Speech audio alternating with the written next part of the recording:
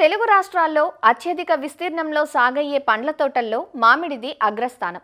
ఈ తోటలు దాదాపు అన్ని ప్రాంతాల్లో విస్తరించి ఉన్నాయి. వేసవిలో పసందైన ఫలాలను అందించే మామిడిలో ముందు నాటికి మంచి దిగుబడులను సాధించాలంటే ఇప్పటి నుంచే ప్రణాళికాబద్ధంగా యాజమాన్య పద్ధతులు చేపట్టాలి. మే, జూన్ మాసాల కల్లా అన్ని తోటల్లోనూ కోతలు పూర్తయ్యాయి. కాపునిచ్చి అలసిన చెట్లకు కొంతకాలం విశ్రాంతినిచ్చిన అనంతరం ఎండు కొమ్మలను కత్తిరించి ఎరువులను అందించాలి. అప్పుడే చెట్లు మళ్లీ శాఖీయంగా పెరిగి కొత్త కొమ్మలనిస్తాయి. ప్రస్తుతం మామిడి తోటల్లో చేపట్టాల్సిన యాజమాన్య పద్ధతులను తెలియజేస్తున్నారు పార్వతీపురం మన్యం జిల్లా రస్తాకుంటబాయి కృషి విజ్ఞాన కేంద్రం శాస్త్రవేత్త డాక్టర్ ఎస్ శ్రీనివాసరాజు. పండ్లలో రారాజు మామిడి మనకు తెలిసిందే. అయితే గత 5 సంవత్సరాలు బట్టి మామిడి రైతు సోదరులు చాలా ఇబ్బంది పడుతూ చాలా వరకు ఉత్తరాంధ్రలో ఈ మామిడిని తీసివేయడం జరుగుతుంది.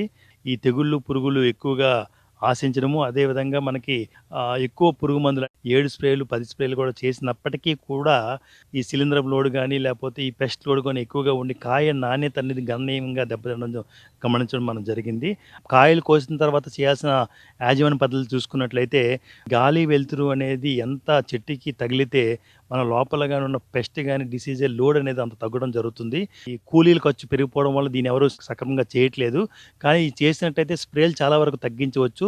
ఎందుకంటే ఈ ఎండు పొలంలోనే చాలా వరకు ఈ శిలీంధ్రాలు కానీ లేకపోతే పురుగుల యొక్క స్థావరాలు అనేవి ఏర్పాటు జరుగుతాయి. కాబట్టి దాన్ని మనం ఈ సూర్యరశ్మి ద్వారా నివారించవచ్చు.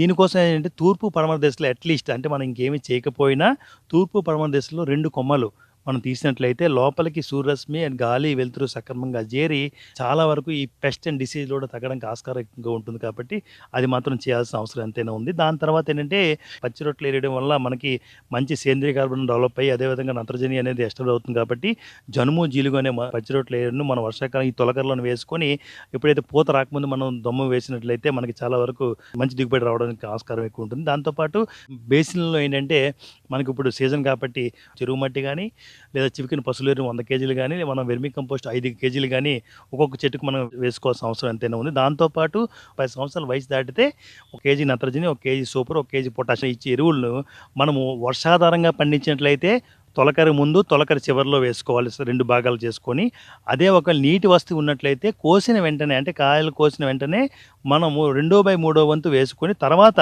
కాయ కట్టడం స్టార్ట్ అవుతుందో మనకి నీటి సదుపాయం ఉంటేనే అప్పుడు 1/3 వంతు అప్పుడు వేసుకున్నట్లయితే నాణ్యతమైన కాయలు మనకు రావడం జరుగుతుంది. దీంతో పాటు మనకి ఈ యొక్క సూక్ష్మ లోపకాలు కూడా మనకి ఈ మధ్యలో ఎక్కువగా కనబడుతున్నాయి.